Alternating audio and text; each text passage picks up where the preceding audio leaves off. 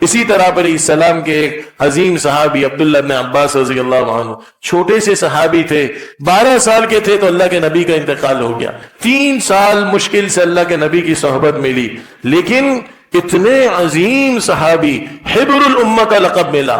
آج بھی طائف میں جانا ہوتا ہے، وہاں مسجد ابن عباس بنی ہوئی ہے، مکتبہ ابن عباس بنا ہوا ہے، وہی عبداللہ ابن عباس رضی اللہ عنہما کی قبر ہے۔ تو اللہ کے نبی کی انہوں نے بڑی خدمت کی، کیونکہ ام المؤمنین حضرت میمونہ رضی اللہ عنہا ان کی خالہ تھی، تو اکثر ان کے گھر تشریف لے جاتے، اللہ کے نبی صلی اللہ علیہ وسلم کی خدمت کرتے۔ تو ایک دفعہ رات کے وقت انہوں نے اللہ کے نبی صلی اللہ علیہ وسلم کے لیے پانی رکھ دیا، آپ کو وضو کرنے میں آسانی ہو گئی، اور آپ نے بعد میں ان کے لیے دعا دے دی کہ اللہ اس کو قرآن کا فہم عطا فرما۔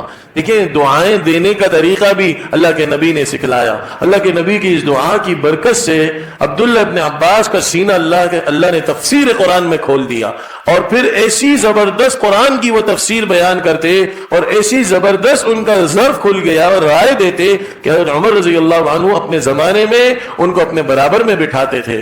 تو ایک دفعہ صحابہ نے اشکال کیا کہ ہم بڑے قدیم اسلام والے، بڑی بڑی عمر والے، اللہ کے نبی کے بڑے بڑے صحبت پانے والے، عمر تم ان کو ہمیں اپنے ساتھ نہیں بٹھاتے اور ابن عباس کو بٹھاتے ہو، عبداللہ ابن عباس کو بٹھاتے ہو۔ تو انہوں نے فرمایا اچھا آپ لوگ مجھے بتلائیں، سورہ نصر کی تفسیر بتلائیں، اذا جاء نصر اللہ والفتح ورأيت الناس يدخلون في دین اللہ افواجا فسبح بحمد ربک واستغفر انہ کان توابا۔ اس میں کیا ہے؟ اللہ نے اس میں کیا بیان کیا؟ کسی نے کہا اس میں فتح مکہ کی بشارت ہے، کسی نے بہرحال آیت کی ظاہری تفسیر بتائی۔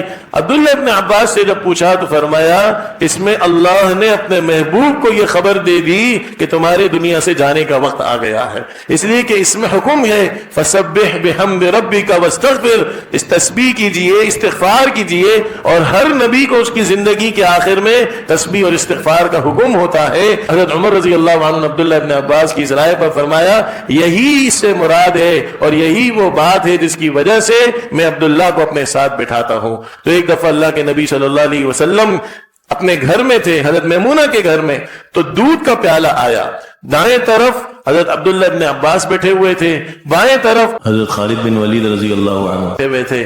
تو اب تقسیم کا طریقہ سنت یہ ہے کہ دائیں طرف سے کیا جائے۔ تو آپ علیہ السلام نے عبداللہ ابن عباس سے پوچھا تم تو چھوٹے سے ہو، اگر تمہاری اجازت ہو تو میں پہلے ان بڑے کو دے دوں؟ فرمایا یا رسول اللہ میں آپ کا جھوٹا کیسے دے سکتا ہوں؟ نہیں مجھے ہی چاہیے، اور اللہ کے نبی صلی اللہ علیہ وسلم کا وہ جھوٹا لے لیا اور پھر اس کو پی لیا۔